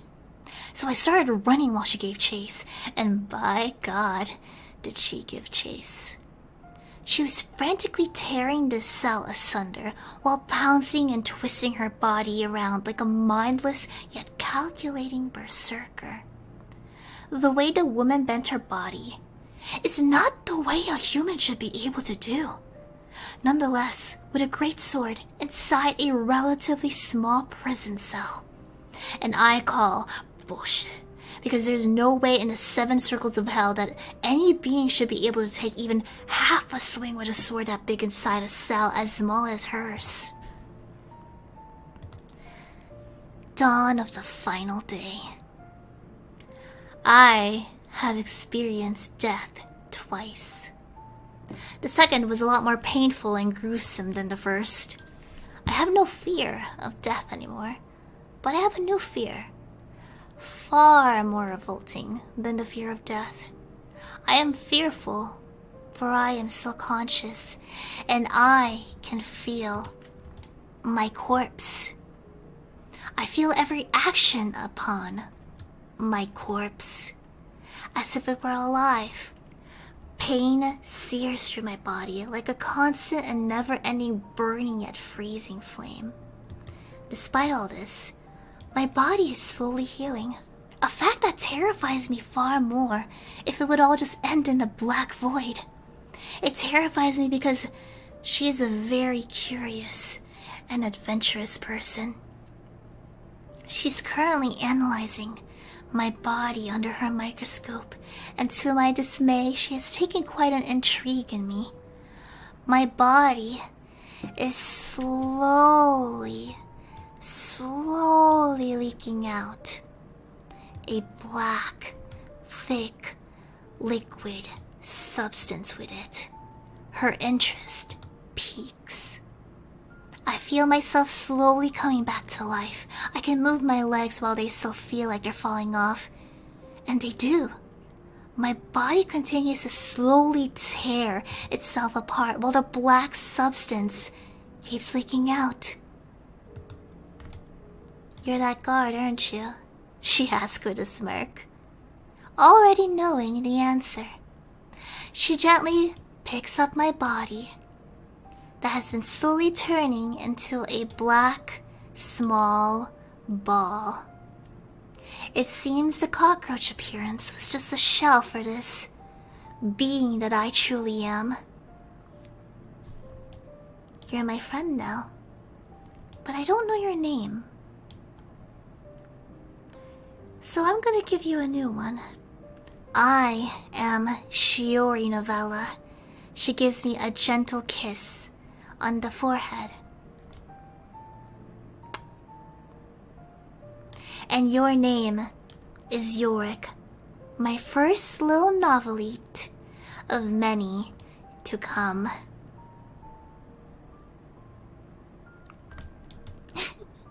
The Yorick one is so fascinating. This one was made by Raptor Nitor. So let me go ahead and link it to you.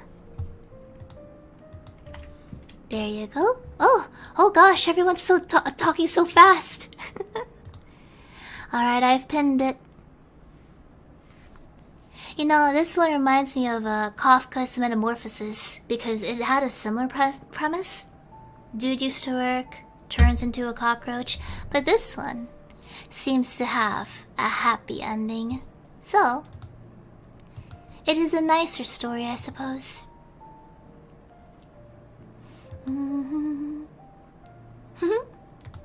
I do find it quite interesting. I like these stories. Everyone is so very creative. Now keep in mind, you are free you're free to post these on like Archive of Your Own, fanfiction.net, all that site. A novelite might stumble upon it and enjoy it.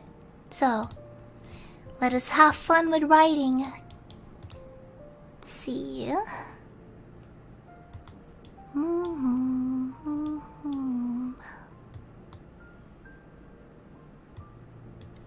Let me look at another one while you are all enjoying yourself. I'm your happy ending?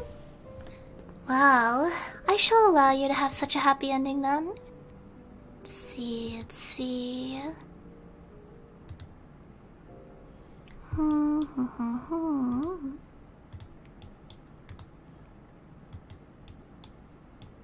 Let me do a poem one, so we can mix and match it.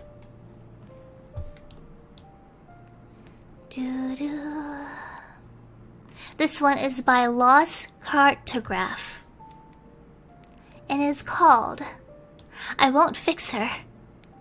If I were to draw her using mere words, I'd use an archive in the hue of praise, denoting beauty like the song of birds, and speak to golden eyes, whose tone I gaze.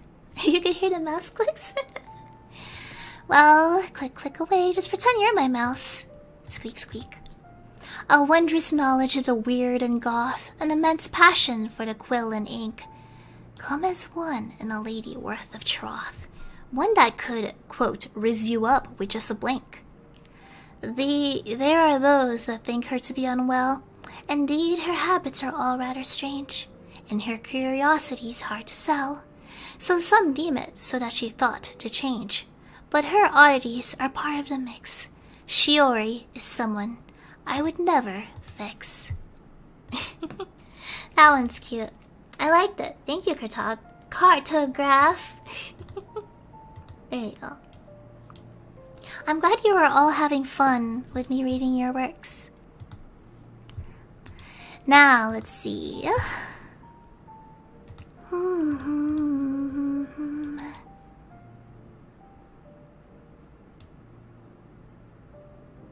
Alright, this one is involving a friend of mine. I like it. I think it's interesting when you all think of this stuff. Uh-oh, what's going on? Alright. Oh, don't want to do that one. Alright. This one, it's interesting seeing how people imagine the dynamics behind things. Oh yes, just a friend. This one is more about the past. And this is made by... It is an archive of our own by Yukun. Shiori had a pen. It wasn't any normal pen, from the looks of it. A quill, if Nerissa wanted to be more accurate. That wasn't that out of the ordinary. She was an archiver after all. The Federate had shown in some sort of metallic blue. The odd thing was that it felt familiar. Every time the demon sees her in the home, they decide to stay in after the breach. Her vision locks onto the feather that hangs loosely around her hips, unable to contain her curiosity about its origin. Got something you wanted to ask, Risa?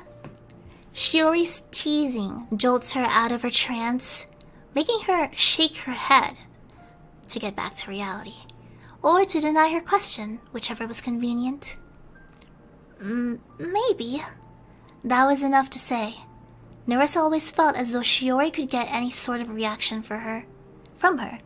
She felt played in a way that doesn't feel as bad as she thought it would. She felt seen, known down to the very detail of how she is. It's interesting, if not terrifying, knowing the fact that they only met in a cell after their capture. She hears her hum, sees her piercing yellow eyes study her every move, her expression, her every twitch gaining attention that the raven wants to look away.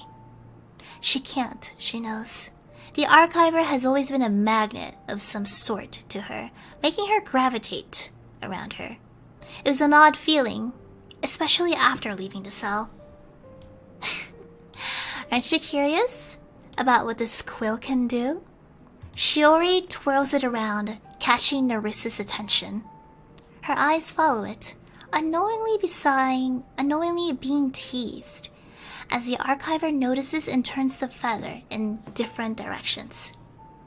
Where it came from, Shiori presses the quill to her lips, ever so slightly, making Nerissa jolt, reddening out of nowhere. What it can possibly mean to you. The demon sees her wide grin, and she knows no answer will be taken out of her that day, though there is one trick that she hopes would work. Would you tell me a story about it then? Her voice was of her usual tone, a bit teasing and hopeful. Shiori's grin widens. Perhaps another day. It would be too much information for you. Information you made me hold. And Shiori leaves it at that, walking away with a giggle and a strained smile. That was odd. Different. That was new. Nerissa was tempted to chase after her, and yet she was stupefied by such implications. What does that even mean? She knew her before being imprisoned? How? Nerissa knew she was an archiver, knew that she was imprisoned for the sole reason of knowing too much, and yet it surprises her that there's something about her that she knows. Something about herself that even she did not know. Did she choose to forget? What was the reason? The implications had her brain empty of anything else for days. The twins and Bijou, was already getting worried for her. Offering her some toys or some food, anything really. Nerissa simply smiles and thanks them, graciously accepting before returning the toys to Mokoko, or eating a little before putting it back in the fridge. They got increasingly worried. Shiori notices everything, of course. Your stair has been quite far away, Risa. The others are worried for you. Are you? Nerissa refrains from asking, simply humming in acknowledgement.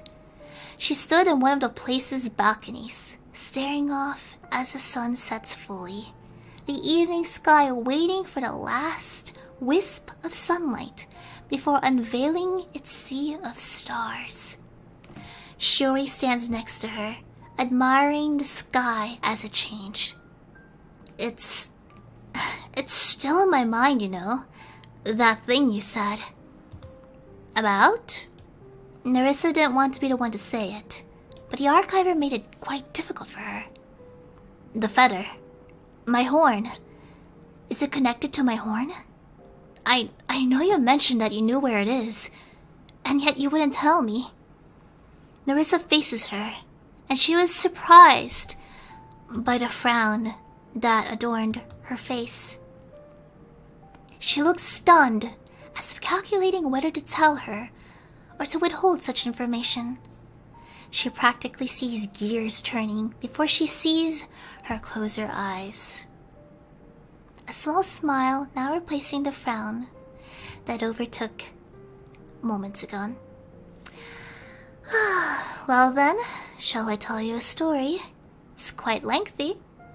I'm not sure if you'd be interested in such trivial things. Trivial? Was her curiosity trivial? She tries to ignore it. I have time, Nerissa convinces her, and the archiver jumps to sit on the ledge. Facing away from the horizon they were so intent on watching just a few minutes ago. I see. Let's see. Where shall we start? She stalls, drinking some water while she's at it.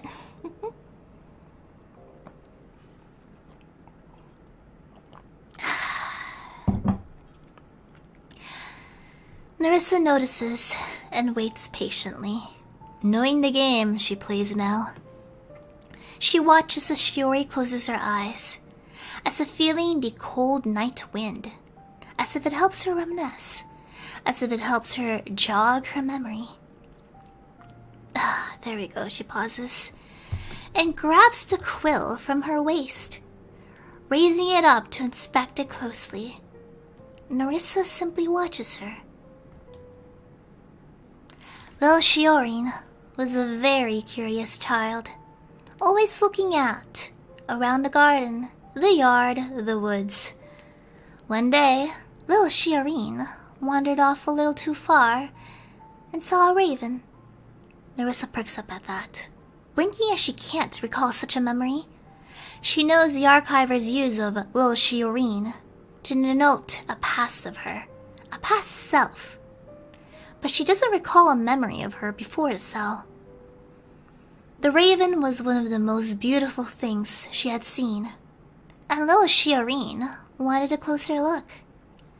She alerts the raven, and instead of being afraid or startled by such sudden intrusion, it smiled at her. It was a very gentle smile. I remember it vividly. I don't remember meeting you this way, Nerissa whispers. Shiori only smiles.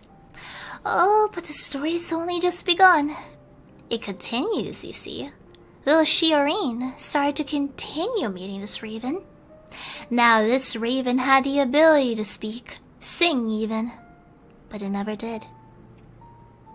At least not in front of little Shiori. All she did was smile and nod, let out a chuckle if she was lucky. The raven gives her a flower, one that sprouted from her horns. Little Shiori accepted it with awe and interest.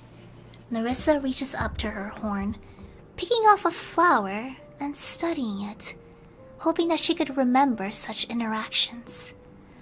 The next gift was a feather. She plucks it from her wing feathers, one of the longest ones, trims it, and cuts its nib to perfectly function as a quill. It broke after some time, and little Shiori only replaced the tip with some sort of metal much later, and it seems as though there was no more danger after that. The raven... Shiori pauses, glancing at her before continuing, started to speak, to sing such a wonderful tune. Awe was the only emotion little Shiori felt at that moment. However, disaster seems to have struck after that. Nerissa's breath hitches, anticipating what's to happen. The raven was found by the gods, and thus punished for the driving mortals to insanity. Little Shiori did not understand the offense as she watched helplessly, seeing one of her horns break off into two. She was okay when she had seen her, but perhaps she was plenty mad already that it didn't affect her any longer, and little Shiori, for knowing and witnessing the persecution, was also sentenced to prison. For knowing too much. Quite the abrupt end to a blossoming relationship, the archiver shrugs, and Nerissa is simply confused. Why do I not remember this? She was appalled. Shiori saw when they broke her horn in half? What even... That, I don't know. Maybe your horns carry your memories. And with half of one gone, a good chunk of your memory before it was broken was gone. Stored in that little piece of fossil. Nerissa makes an indignant noise at that, and Shiori simply laughs. Wow, really calling me a fossil, Shiori? After such wonderful storytelling? Nerissa leans on the ledge, throwing back a tease, trying to process the story she was just told.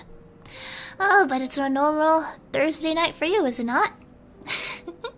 Nerissa's smile makes her chuckle, her smile growing dim as the seconds passed. Are you not going to ask what happened to your horn? Clearly you know that I know of its location. Shiori doesn't look too happy to share, is all that Nerissa noticed. She wanted to ask, and yet something pulses in her. Something in her tells her that this is not worth it. She finds danger in a piece of herself that she lost. As much as she wants to be whole again, she wants to keep this piece for as long as she could. That includes not having her horn, she supposes. Nope, she emphasizes with a pop as she stretches. Knowing would be nice, but would I go and get it after that? Would that mean risking to go back to that damn cell just to fix a horn I can leave broken? Without meaning leaving you all just to see if I could get it back? If I think of it like that, well, it doesn't seem quite worth it. She smiles, hoping it was enough reassurance, hoping that there was no guilt left in the knowledge she holds. She sees gears turning in the archiver's eyes before she smiles, a mask Nerissa learns to study in the future. Nerissa doesn't know the extent of things that Shiori knew, or the information she held. There is so much responsibility in just knowing things. That had weighed on her, how the archiver was anything but simple. She wants her to know that she'd be there for her, that she'd follow along her side for as long as she's able to. There's a part of her that cares. A part of her that wants to be trusted by the woman that maybe she just wants to reason. Her horn is an excuse for now. Of course, whatever you wish, Risa. The demon merely sputters, and a giggle echoes into the night. The end. But yeah, I like this one because this one's about the lore. I have this little blue feather. Where it came from, how I got it, we don't know quite for sure. But I will let you theorize. And who knows, maybe it really did come of her feathery butt. So I hope you enjoyed that. Now, one last thing to do. A final goodbye. Doc, late with a supa, but the York one felt like a direct personal attack for some reason. Really, I liked it. I wonder why you thought it was a personal attack. Do you wish to be my doctor then? And then Nikki, thank you again. And who the boy though, such wonderful ASMR. One eternity with Shiori, and I think that is a good point to stop things at. I hope you all enjoyed today's bedtime story, and I will now go ahead and rest my voice. So, thank you for listening to me, and I hope you have a wonderful day or night. So, Shiori!